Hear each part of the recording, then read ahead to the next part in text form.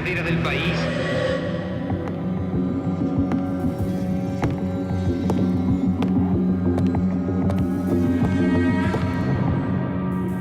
Este capítulo de nuestra historia comienza con la llegada al poder de la oligarquía conservadora y termina cuando el primer líder de masas del siglo XX es elegido presidente. Pero antes hagamos un pequeño repaso, recorramos la línea de tiempo.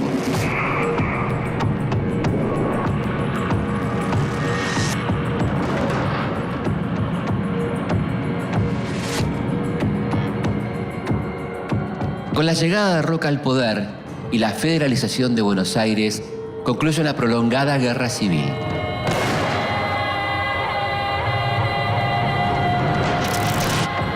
Argentina logró la organización institucional del país. Se incorporó a la economía mundial como exportador de materias primas y consiguió la ocupación de todo el territorio.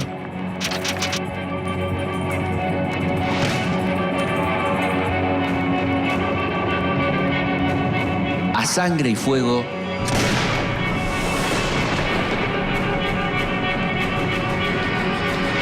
se ha conformado el Estado Nacional.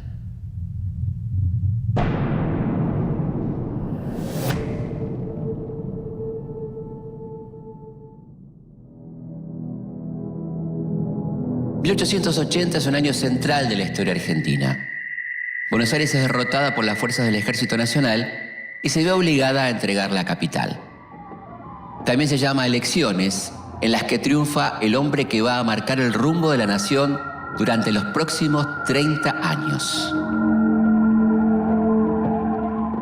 Julio Argentino Roca es el ideólogo de la llamada conquista del desierto, la campaña de exterminio de los pueblos originarios de la Patagonia.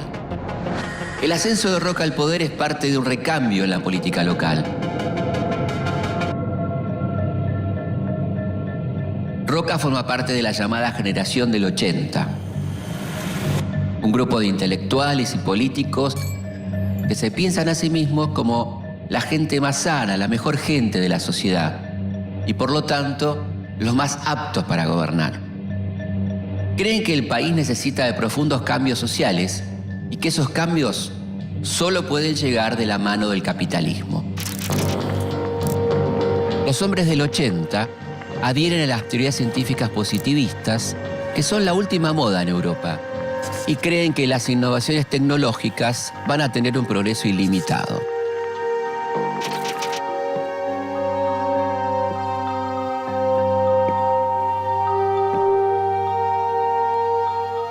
Sienten un profundo desprecio por las clases populares y piensan que el progreso solo es posible bajo un rígido orden social. Los conservadores tienen su propio partido, el PAN, Partido Autonomista Nacional, y su propio lema, paz y administración, aunque en realidad solo buscan mantener la paz para hacer buenos negocios. Mientras tanto, en Europa, el desarrollo del transporte terrestre y marítimo produce un movimiento impensado poco tiempo atrás. Ahora, las clases trabajadoras pueden emigrar de un continente a otro en busca de mejores condiciones de vida.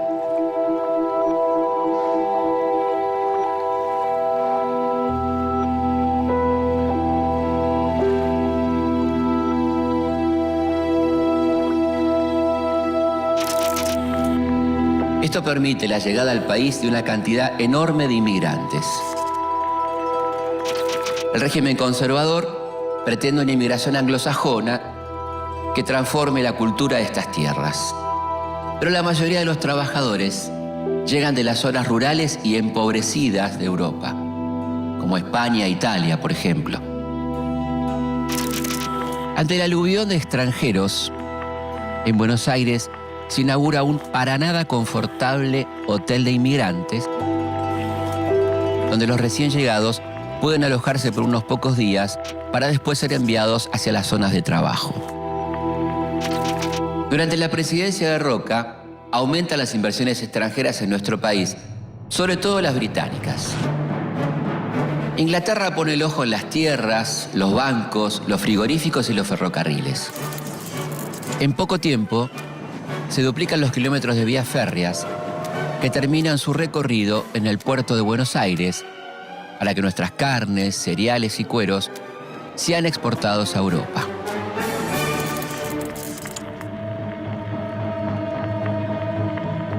He abrigado siempre una gran simpatía hacia Inglaterra.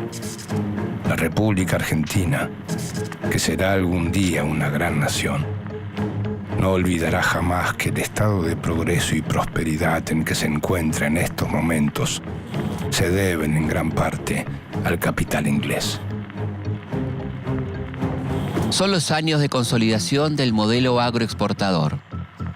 Argentina se integra a la economía mundial como proveedor de materias primas, pero sin desarrollo industrial y, por lo tanto, importador de productos manufacturados. Este modelo ubica al país entre los más ricos del mundo, situación que solo beneficia a una minoría de comerciantes y grandes terratenientes y que, o casualidad, pertenecen a ese partido conservador. Muchos inmigrantes vienen atraídos por la posibilidad de acceder a la propiedad de la tierra, pero cuando llegan, solo consiguen un empleo como peones, capataces o jornaleros.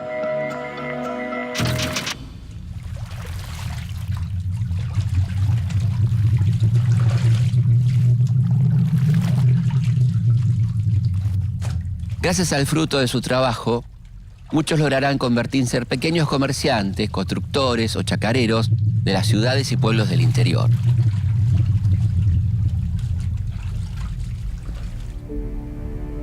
Como presidente, Roca plantea grandes avances en materia civil, educativo y económico.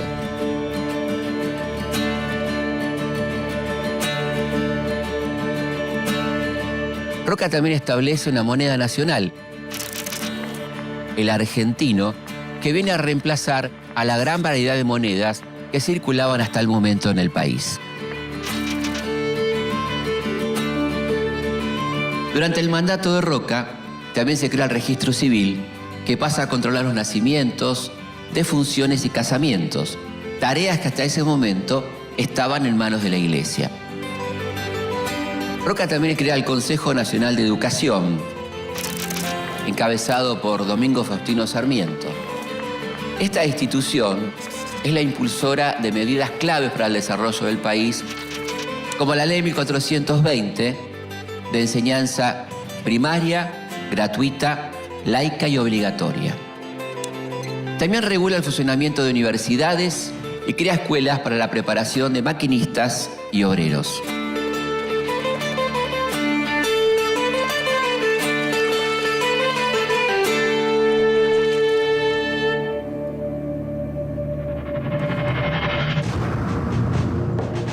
Los miembros de la generación del 80 creen que las mayorías populares no están preparadas para ejercer los mismos derechos que ellos. Cuando llegan las elecciones de 1886, Roca elige como sucesor a su concuñado, Miguel Juárez Celman. Y no hay mucho más para decidir.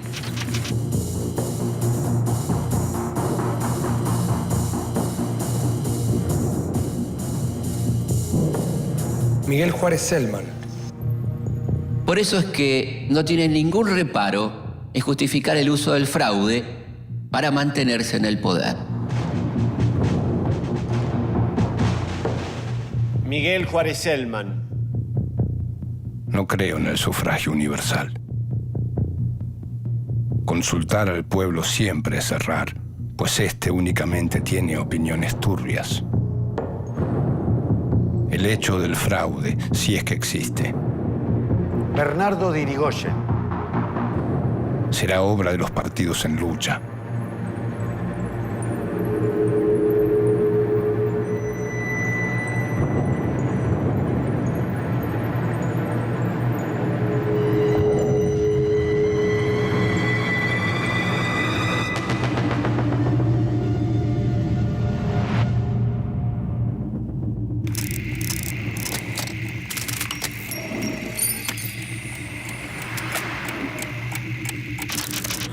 Como presidente, Miguel Ángel Juárez Celman lleva adelante una política liberal sin intervención del Estado. Privatiza todos los servicios públicos, lo que da lugar a grandes negociados que benefician a los amigos del poder. Estos sectores, conocidos como grupos juaristas, toman una gran fuerza durante su mandato.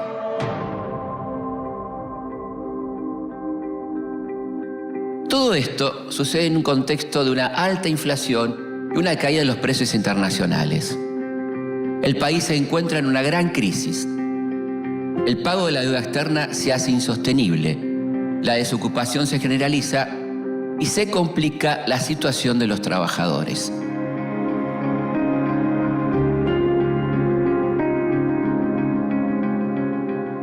La política de Juárez Celman, sumada a la corrupción y la crisis económica, afianzan el surgimiento de la oposición.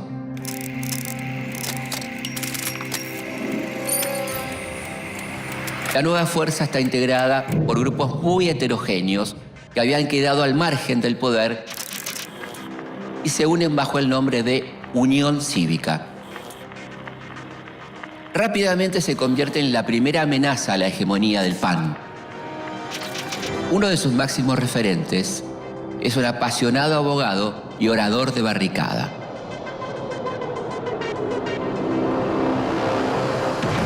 Leandro Nicéforo Alem nace en 1841. Hijo de un jefe de la mazorca rosista, a los 10 años presencia el ahorcamiento de su padre, lo que le deja una huella profunda en su carácter.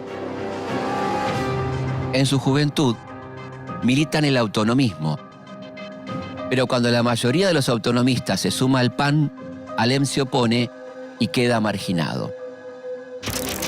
Es un defensor del sufragio universal y de los partidos políticos como la base de la democracia. Alem es un político de convicciones inquebrantables. Como poeta inspirado e impetuoso duelista, es casi un personaje de literatura romántica. Además de Alem, en la Unión Cívica conviven líderes muy distintos, como Bartolo de Mitre y José Félix Uriburu. Entre ellos tienen muchas diferencias, pero los une un objetivo común: derrocar al gobierno corrupto de Juárez Celman. Su primera acción es la Revolución del Parque, una revuelta en la que participan alrededor de 1.200 personas, entre civiles y militares.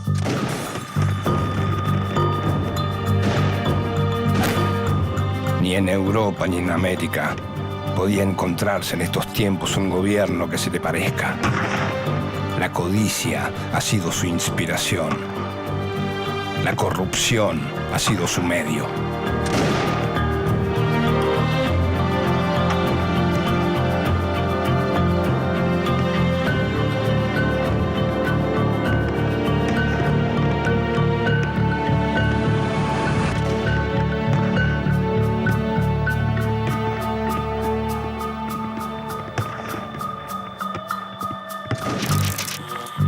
En un primer momento, los rebeldes logran su objetivo: tomar el parque de artillería, ubicado en la actual plaza de Tribunales. Pero luego de 3 días de intensos combates, son derrotados. Los muertos y heridos de ambos bandos se cuentan por cientos.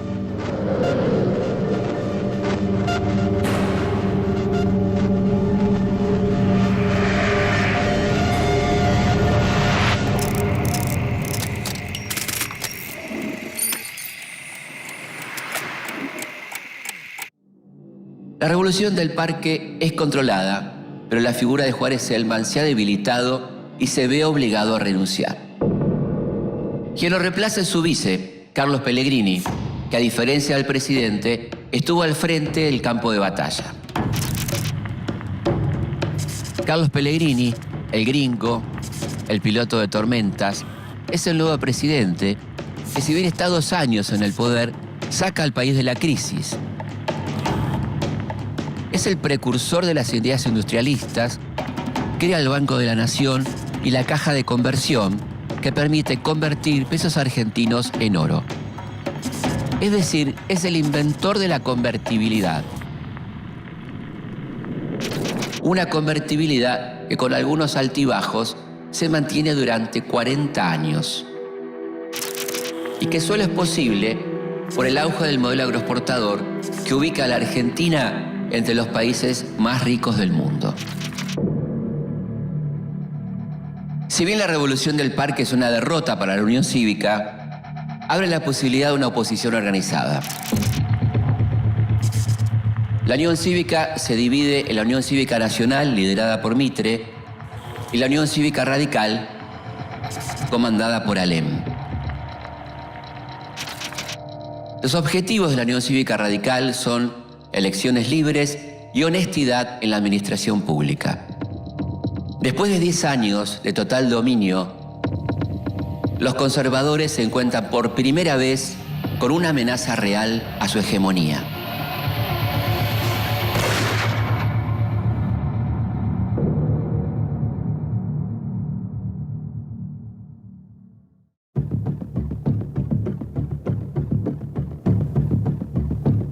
Estamos en 1891.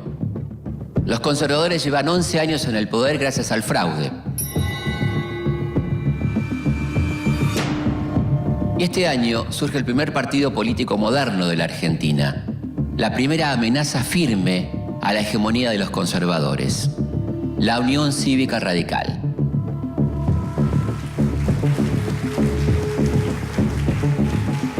Se nos ha llamado radicales intransigentes. Aceptamos ese nombre con orgullo, porque no vamos a transar con las ambiciones de los impacientes y febriles. No hay quien pueda matar este espíritu que se llama radical. No derrocamos el gobierno de Juárez Selman para separar hombres y sustituirlos en el mando. No. Lo derrocamos para devolverlo al pueblo. ¡Bravo! ¡Así se habla!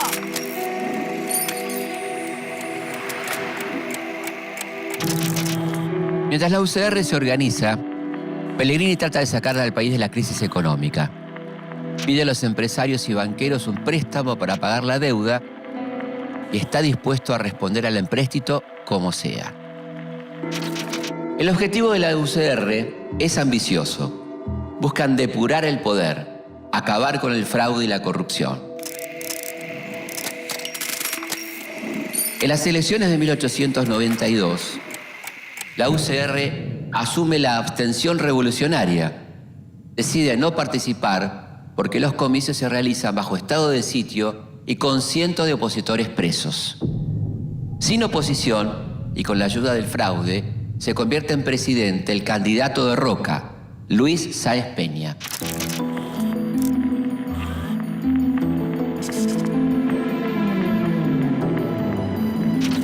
La Unión Cívica Radical denuncia la ilegitimidad del nuevo gobierno y se prepara para organizar una nueva revolución. El Partido Autonomista Nacional todavía resiste y los juaristas aún controlan la mayoría de las provincias. Los preparativos de la revolución están al mando de Alem, el líder de la UCR. Sin embargo, su liderazgo es disputado por otros dos correligionarios. Un hombre de fortuna y prestigio llamado Bernardo de Irigoyen y el sobrino de Alem, Hipólito Yrigoyen. Juan Hipólito del Sagrado Corazón de Jesús Yrigoyen nace en 1852 en la ciudad de Buenos Aires. Es en apariencia un hombre revolucionario y popular, pero también muy contradictorio. En los últimos años ha tomado mucha fuerza y ha convertido a la Unión Cívica Radical bonaerense en una poderosa organización. Sin embargo, son muchos los que dentro de la Unión Cívica Radical desconfían de él y de su estilo. Sobre todo aquellos dirigentes más ligados a las clases altas. Yrigoyen odia las fotos y no le gusta dar discursos. Sin embargo, ya se perfila como un gran líder. En los próximos 40 años va a ser el personaje más amado por el pueblo y el más odiado por las élites. El 28 de julio de 1893 estalla la Segunda Revolución Radical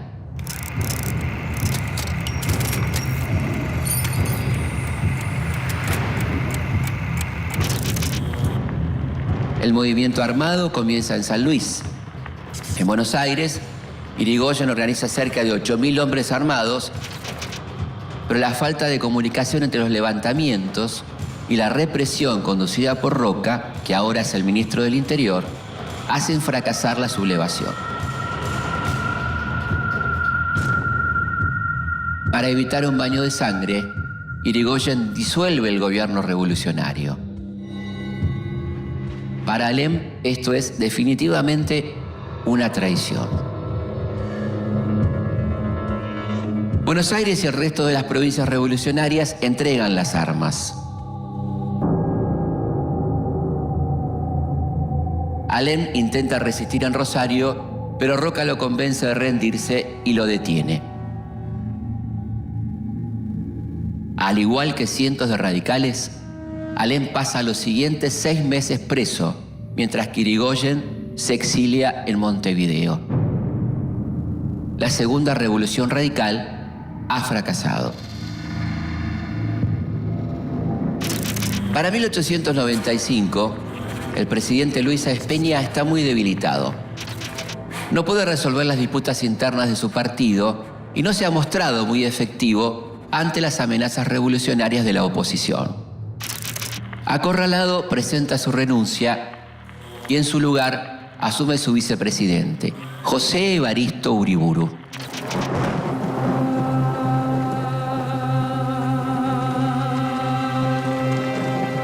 Los que conocen a Alem saben que atraviesa un momento difícil. Tiene graves problemas económicos porque aportó todo su capital para financiar el partido y las revoluciones fallidas. Por otro lado, Alem arrastra desde siempre una personalidad melancólica y torturada por los hechos de la infancia. Muy deprimido y decepcionado por las actitudes de sus correligionarios, escribe en su testamento político: He terminado mi carrera. He cumplido mi misión. Para vivir estéril, inútil y deprimido, es preferible morir. Sí, que se rompa, pero que no se doble.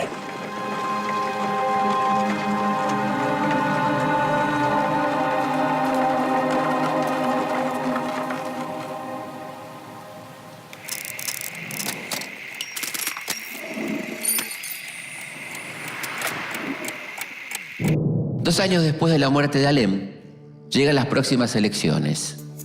Sin la presencia de su líder, el radicalismo se encuentra profundamente dividido. Dentro del PAN, la candidatura de Roca es indiscutible. Lo ayudan los importantes logros de su primera presidencia, su actuación como ministro del Interior en la última revolución radical y también su desempeño en el Senado. Ante un radicalismo desorganizado, Roca casi no tiene oposición. Por abrumadora mayoría, en 1898, el colegio electoral lo designa por segunda vez como presidente de la República.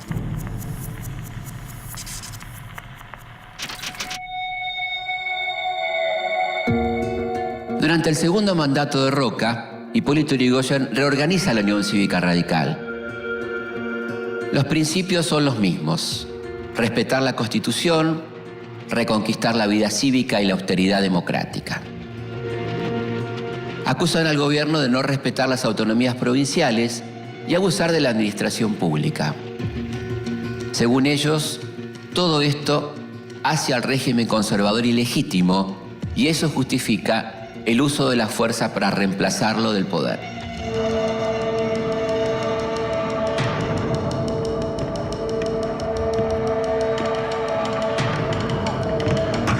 En febrero de 1905 estalla la tercera revolución radical. Esta vez los levantamientos se producen en Buenos Aires, Córdoba, Mendoza y Santa Fe. Si bien la rebelión es rápidamente controlada, muestra que el radicalismo sigue vivo y con una considerable fuerza.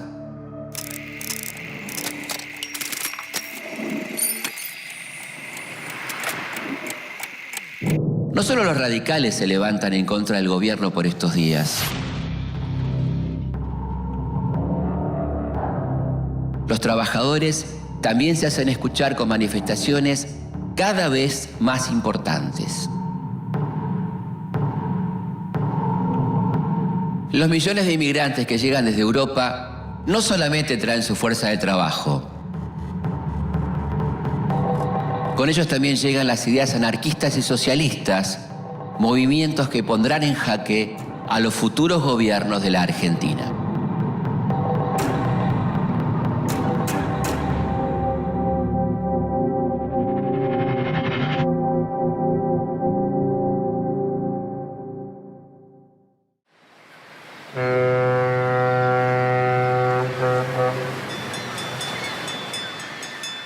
Entre fines del siglo XIX y principios del siglo XX, llega al país una enorme cantidad de inmigrantes que cruzan el Atlántico en busca de mejores condiciones de vida. Los sucesivos gobiernos argentinos fomentan la inmigración, esperando que lleguen industriosos trabajadores sajones del norte de Europa que transformen nuestro país. Pero eso no sucede porque el modelo económico agroexportador de nuestro país no desarrolla la industria y por lo tanto no ofrece puestos de trabajo en ese sector. En su mayoría, los recién llegados son campesinos del sur empobrecido. La paga es mejor que en sus países de origen, pero las condiciones de vida y de trabajo son pésimas. Desde el comienzo de este aluvión inmigratorio, los obreros buscan organizarse para mejorar su situación.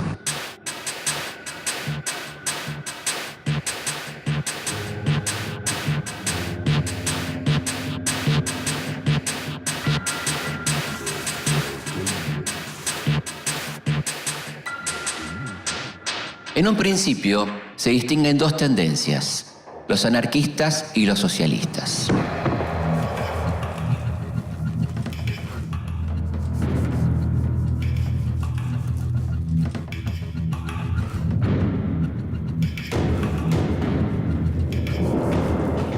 Los socialistas ven a la política criolla más preocupada por alcanzar el poder que en definir un programa de gobierno. Su partido, fundado en 1896, tiene un programa definido hasta el detalle. Se manifiestan a través de las huelgas y protestas que cada vez logran mayor repercusión. Jornada de 8 horas para los adultos y prohibición del trabajo industrial de los menores de 14 años. Descanso obligatorio de 36 horas continuas por semana. Los anarquistas, por su parte, son partidarios de la acción directa del pueblo. Creen que los partidos políticos distraen a las masas y les impiden ser combativas. Se agrupan en gremios y sindicatos y en 1901 forman la Federación Obrera Argentina, la FOA. El gobierno de Roca responde de inmediato a esta creciente organización del movimiento obrero. En 1902 aprueba la ley de residencia que le permite al Estado expulsar a los extranjeros que se involucren en cualquier conflicto social o político.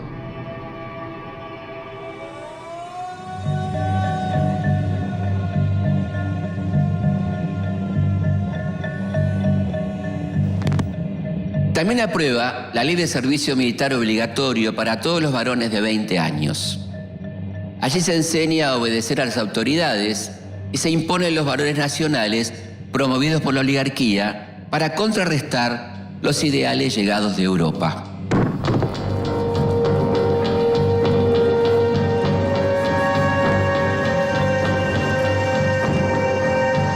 Pero a pesar de los esfuerzos del gobierno, los obreros no se rinden. Siguen con las huelgas y manifestaciones, luchando por salir de la miseria y la explotación a la que son condenados.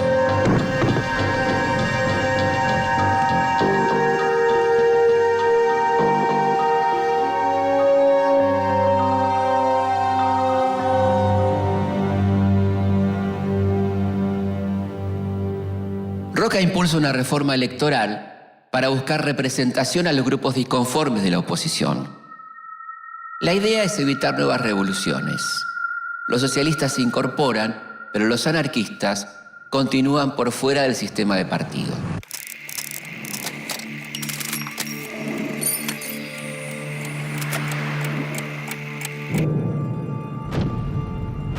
Cuando en 1904 llegan las nuevas elecciones presidenciales, la continuidad de su gobierno se vuelve a decidir entre un círculo selecto de los conservadores. Roca logra imponer a su sucesor y deja el poder en manos de Manuel Quintana, que se impone en fraudulentos comicios sin oposición. Pero Quintana se enferma gravemente y en pocos meses asume su vice, Figueroa Alcorta, un conservador de tendencia liberal. Como la influencia de Roca complica el ejercicio de su mandato, Alcorta responde cerrando el Congreso e interviniendo las provincias roquistas. Durante su gobierno, Figueroa Alcorta también tiene que enfrentar sucesivas huelgas y protestas, fruto de la gran desigualdad social que vive el país.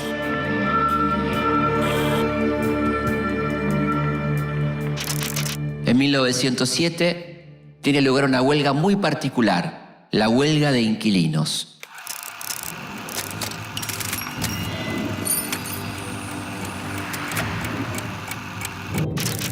Una protesta de los habitantes de los conventillos de las ciudades más importantes del país, que reclaman por las malas condiciones de vida y deciden no pagar sus alquileres frente al aumento desmedido.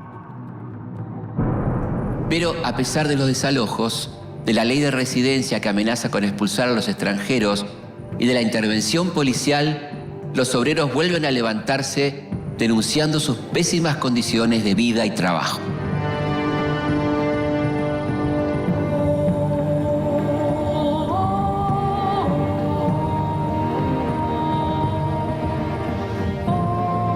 El 1 de mayo de 1909, alrededor de 1.500 personas, convocadas por los gremios anarquistas, se reúnen en la Plaza Lorea, en el barrio de Congreso, para conmemorar el Día Internacional del Trabajador.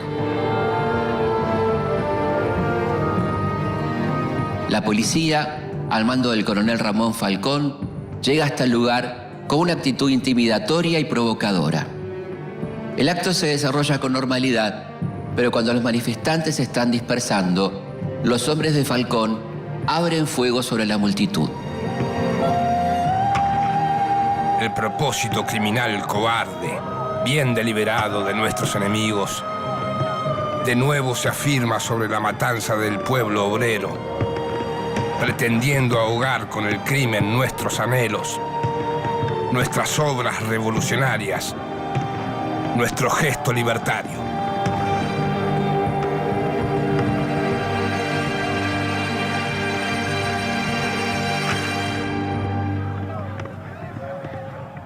Esta feroz represión deja un saldo de 14 muertos y alrededor de 80 heridos. Y da inicio a una semana que va a ser historia, la Semana Roja.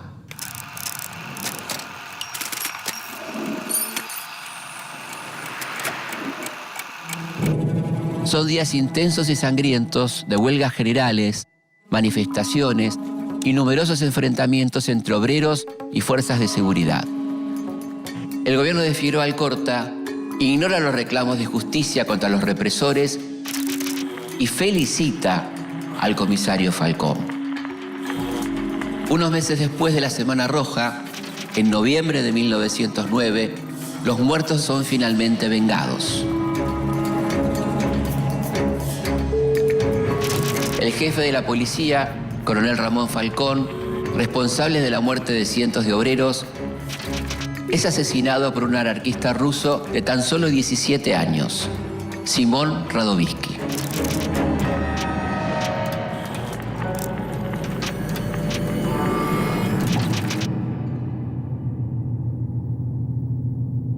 A pesar de este contexto de gran conflictividad social, el comercio exterior aumenta notablemente, lo que produce un periodo de prosperidad para las finanzas públicas. Esto le permite a Figueroa Alcorta destinar enormes sumas de dinero para los festejos de un aniversario muy especial, el centenario de la Revolución de Mayo.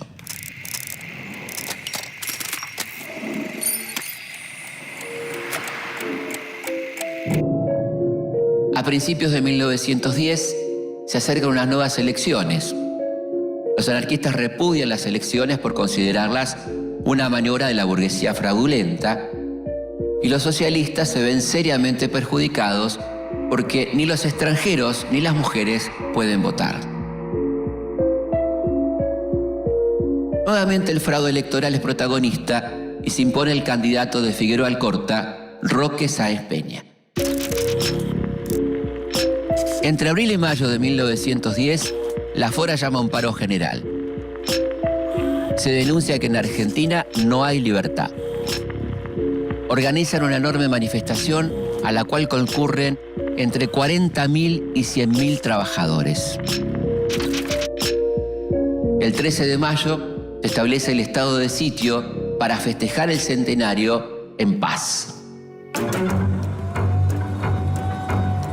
Durante el estado de sitio, por las noches, bandas de jóvenes de clase alta se suman a la represión. Son universitarios y miembros del Jockey Club que junto a la policía atacan la redacción de los diarios anarquistas y socialistas y locales judíos, turcos y armenios.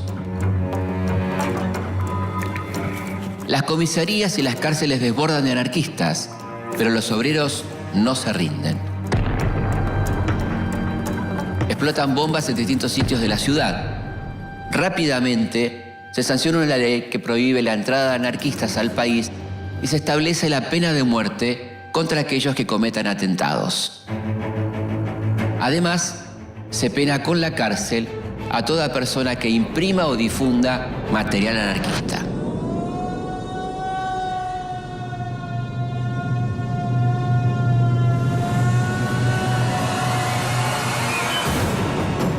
En 3 días, más de 500 activistas políticos son detenidos o deportados.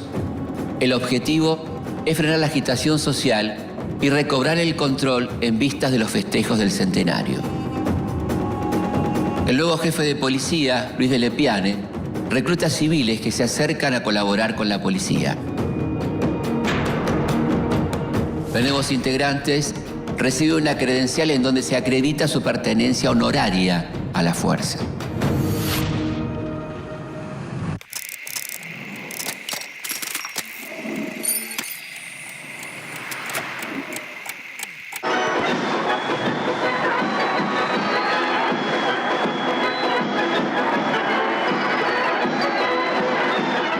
La elegancia porteña, en interminable desfile, concentra su presencia en la rural. Para los festejos del centenario se crean grandes monumentos, avenidas, parques y diagonales. La riqueza ganadera del país está presente en la muestra de los mejores exponentes de su plantel. Durante una semana se despliegan desfiles militares y navales, arriban visitantes ilustres y se producen exposiciones masivas. Los fastuosos festejos del centenario le sirven a la élite para demostrar que la Argentina ha entrado al grupo de los países más prósperos del mundo, que esto ha sido posible gracias a las políticas que los conservadores liberales vienen impulsando desde 1862. La fiesta no es para todos. La desigualdad social es enorme y son muchos los que no reciben ningún beneficio de la prosperidad del país.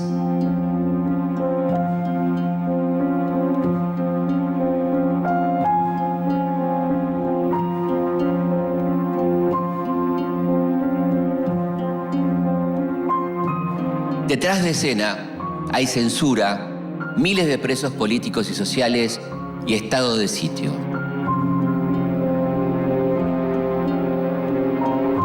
Para muchos de los habitantes de la ciudad no hay nada que festejar.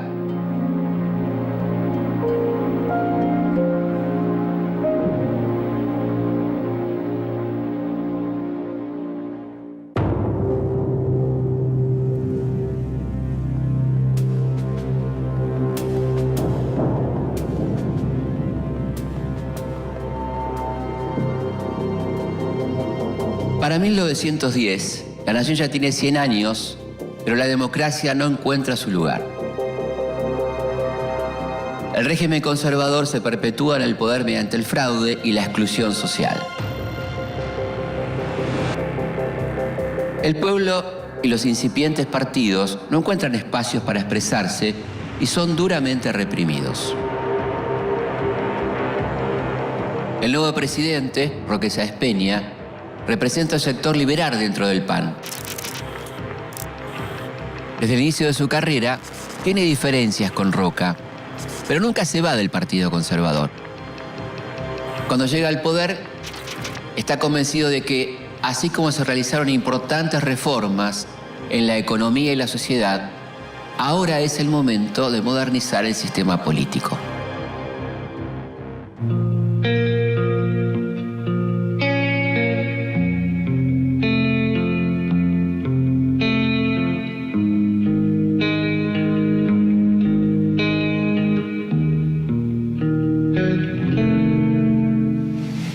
El nuevo presidente quiere integrar a los radicales y a los socialistas al sistema electoral para aumentar la legitimidad política del gobierno, modernizar el Partido Conservador y también avanzar en la solución del problema anarquista, trasladando la protesta de la calle al Parlamento.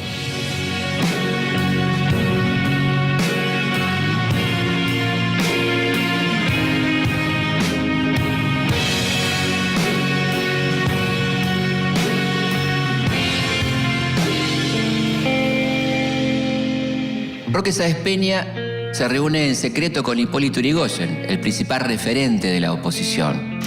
Sáenz Peña le expone el plan de la reforma electoral y le ofrece un gobierno de coalición con la UCR para poder implementarlo. Yrigoyen no acepta, pero le responde que si el voto es libre y sin fraude, el radicalismo va a participar de los comicios.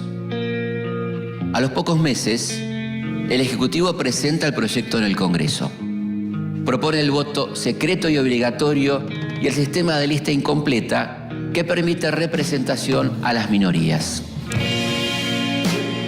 La ley se discute palabra por palabra durante un mes y medio hasta que a principios de 1912 se aprueba. Es la ley 8871, aunque es más conocida como la ley Sáenz Peña.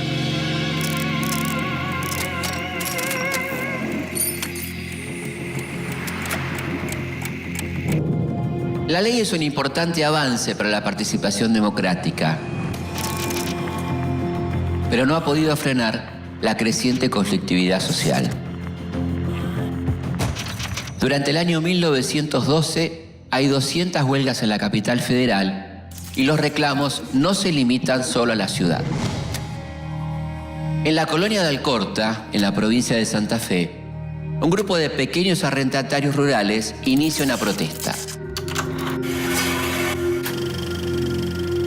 Son en su mayoría inmigrantes que reclaman por las pésimas condiciones de alquiler de las tierras. El conflicto que evidencia las necesidades del sector se extiende a Buenos Aires y a Córdoba. Pronto se suman los chacareros en reclamo por las condiciones desiguales de comercialización de sus productos.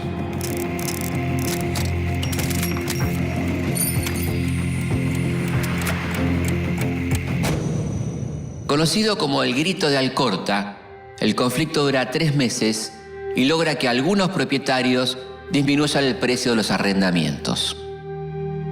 Una consecuencia de este levantamiento es la creación de la Federación Agraria Argentina, que representa a los pequeños y medianos productores, una organización rural que por el momento abre una alternativa a la hegemonía de la sociedad rural. Luego de la sanción de la ley electoral, que establece el voto secreto y obligatorio, y la reforma electoral, comienzan a aparecer nuevos partidos políticos y el presidente advierte a las provincias que no dudarán en intervenirlas si se concretan hechos de fraude.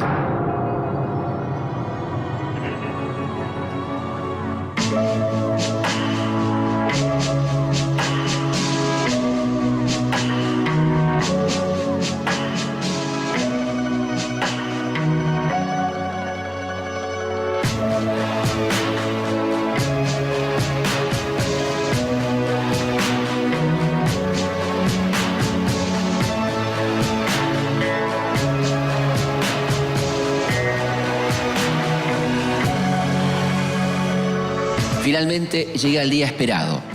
Después de años de fraude, la democracia da su primer paso. Las primeras elecciones libres se producen en Santa Fe y la capital federal. En ambas gana la Unión Cívica Radical con comodidad. El oficialismo, a pesar de haber comprado votos, pierde por un amplio margen. Estos resultados llevan al presidente a convocar a sus seguidores y a formar un partido nacional unificado que triunfa en Córdoba, Tucumán y Salta. Estas victorias le dan un poco de aire a los conservadores, pero no por mucho tiempo. Se acercan las elecciones presidenciales de 1916 y enfrente tienen a Hipólito Yrigoyen.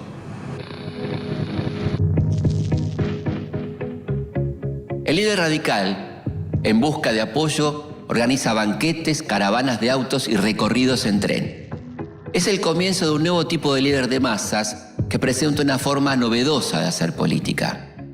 A los conservadores, en cambio, les cuesta acostumbrarse a las nuevas reglas del juego que plantea la ley Sáenz Peña.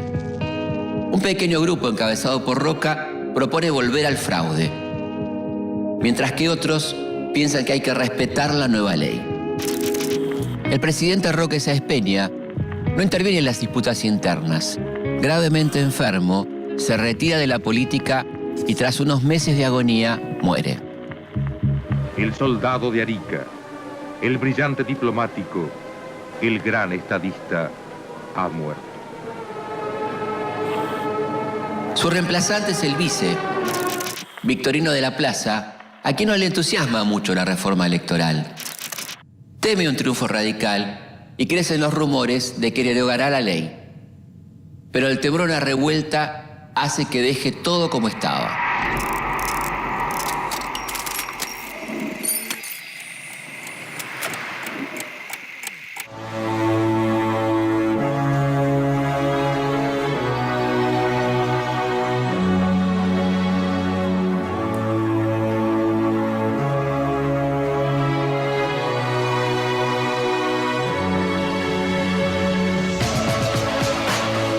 Finalmente, el gran día llega.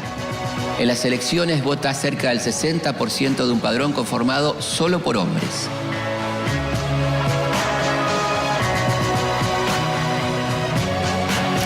El radicalismo resulta vencedor. Hipólito Yrigoyen se convierte en el primer presidente argentino elegido democráticamente. Hipólito Yrigoyen asume la presidencia acompañado por una multitud. Nunca antes había sucedido algo así. Ese día, sus partidarios desatan los caballos de su carruaje y lo llevan a pulso hasta la Casa de Gobierno. ¿Qué mejor imagen puede definir la democracia? Un líder de masas, un revolucionario que luego de 25 años de lucha es llevado por la fuerza de su pueblo hasta la Casa Rosada.